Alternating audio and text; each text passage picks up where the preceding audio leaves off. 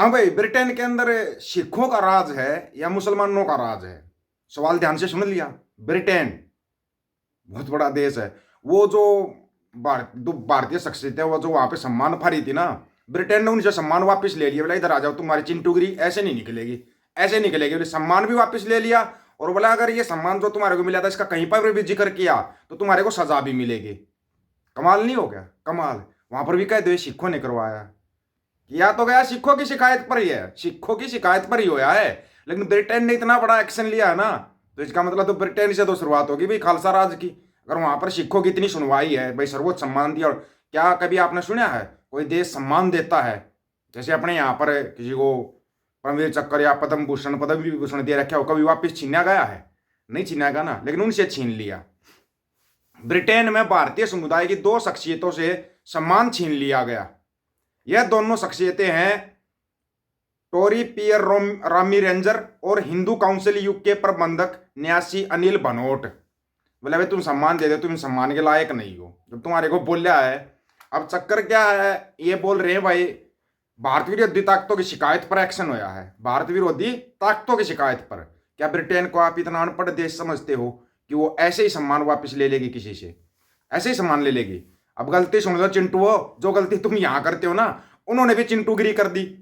थे तो बड़े बड़े उद्योग के बड़े व्यापारी लोग थे, लेकिन उन्होंने चिंटूगिरी कर दी। चिंटूगिरी करने का मतलब सीधा सा था कि ब्रिटेन ने एक्शन ले दिया।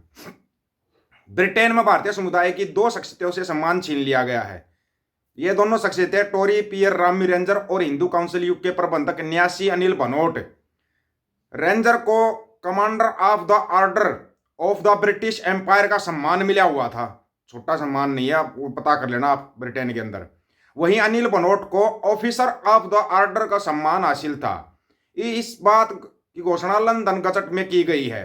इन दोनों को बर्किंघम पैलेस को अपना सम्मान लौटाना होगा।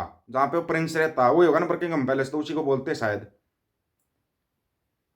और भविष्य में यह कहीं इसका जिक्र नहीं कर सकेंगे। अगर जिक्र किया तो जेल में जाएंगे, जेल में भी जाएंगे। इन दोनों का सम्मान वापस लेने की सिफारिश ब्रिटिश प्रधानमंत्री कीर स्टारमर ने किंग से की थी।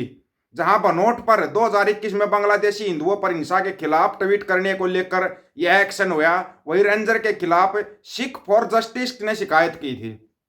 सिख फॉर जस्टिस ने शिकायत की थी। तुम्हारे जो विदेशों में इधर से उधर फंडिंग होती है ना, और तुम ये गड़बड़े करते हो, तुम्हारी सारी गड़बड़े बंद होने वाली हैं। अब सारी गड़बड़े, ना तुम फंडिंग कर पाओगे ना तुम कुछ कर पाओगे, कि बिना फंडिंग के कुछ नहीं चलता। तुम्हारे को पता होना चाहिए। बिना फंडिंग के चिंटू हैं वो गोबर मूत्र में उपलब्ध हो जाते हैं। किसान की फसल नहीं बिकती, लेकिन ये लोग गोबर मूत्र बेच देते हैं, इनका बिक जाता है। लेकिन अब नहीं बिकेगा, विदेशों में तो नहीं बिकेगा। यहाँ तुम्हारी कितने दिन और ये तुम्हारी कहानी चलेगी इसका तो पता नहीं। रेंजर और बनोट ने सम्मान वापस लिए जाने के कदम की निंदा करते हुए इसे अभिव्यक्ति की स्वतंत्रता पर हमला बताया। बनोट को ओबी सम्मान सामुदायिक एकजुटता के लिए मिला था।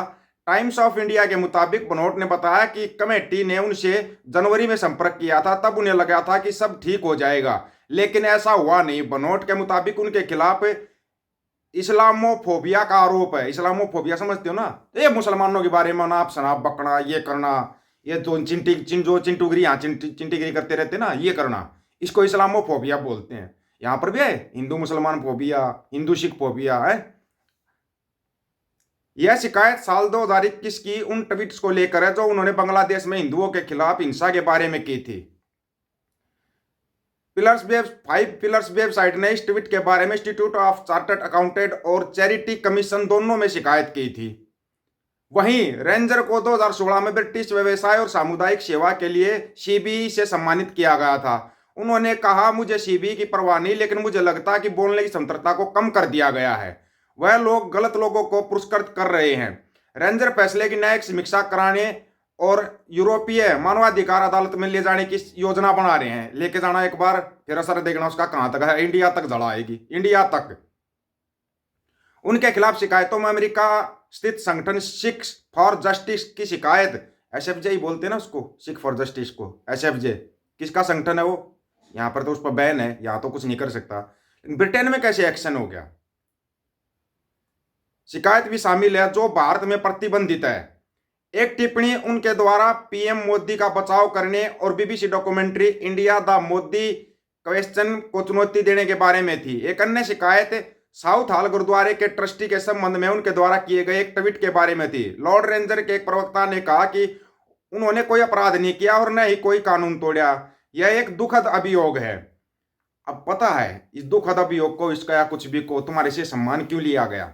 एक को इस्लामोफोबिया, एक को सिखी फोबिया, एक को सिखों से नफरत और एक को मुसलमानों से नफरत। तुम्हारी नफरत का देख लिया क्या रिजल्ट निकला? ये तुम्हारी नफरत का रिजल्ट है। इसलिए कह रहा था मैं, जो बाहर विदेश में रहते हैं ना, वो पढ़े लिखे तरीके से सिस्टम को अपना रहे हैं। अब ये लोग कहेंगे देखो जी सिखों की इतनी चलती है, अमेरिका में संगठन है, ब्रिटेन में सम्मान वापस ले लिया। सोचोगे ना, सही मायने में चलती है सिखों की, लेकिन जो सही बात होगी उसके ऊपर चलेगी। आपकी भी चलेगी, अगर आप सही बात करोगे तो आपकी भी चलेगी।